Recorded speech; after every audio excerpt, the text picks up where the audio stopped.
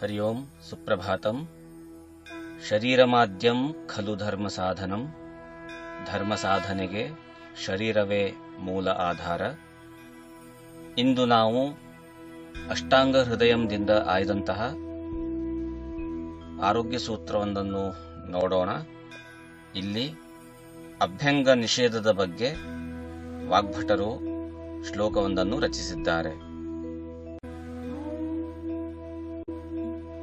ಆರೋಗ್ಯ ಸೂತ್ರವು ಹೀಗಿದೆ: ಶಿರಶ್ರವಣ ಪಾದೇಶು ತಂ ವಿಶೇಷೇಣ ಶೀಲಯೇತ್, ವರ್ಜ್ಯೋ ಅಭ್ಯಂಗಃ ಕಫಗ್ರಸ್ತ ಕೃತ ಸಂಶುದ್ಧಿ ಅಜೀರ್ಣಿಭಿಃ. ಈ ಆರೋಗ್ಯ ಸೂತ್ರದ ಅರ್ಥವೇನೆಂದರೆ, ಅಭ್ಯಂಗದ ಸಮಯದಲ್ಲಿ ಎಣ್ಣೆಯ ಲೇಪನವನ್ನು ವಿಶೇಷವಾಗಿ ಎರಡೂ ಕಿವಿಗಳಿಗೆ, ತಲೆಗೆ ಹಾಗೂ ಪಾದಗಳಿಗೆ ಮಾಡಬೇಕು.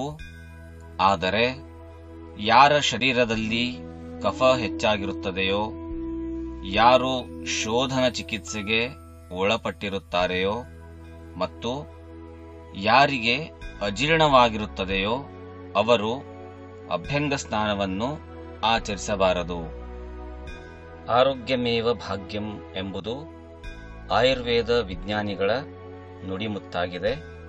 ಹಾಗಾಗಿ ನಮ್ಮ ಶರೀರದ ಆರೋಗ್ಯವನ್ನು ಕಾಪಾಡಿಕೊಳ್ಳಲು ಆಯುರ್ವೇದ ವಿಜ್ಞಾನಿಗಳು ಹೇಳಿರುವಂತಹ ಈ ಸರಳವಾದಂತಹ ಸೂತ್ರಗಳನ್ನು ಜೀವನದಲ್ಲಿ ಅಳವಡಿಸಿಕೊಂಡು ಉತ್ತಮವಾದಂತಹ ಸ್ವಾಸ್ಥ್ಯವನ್ನು ಪಡೆದುಕೊಳ್ಳೋಣ.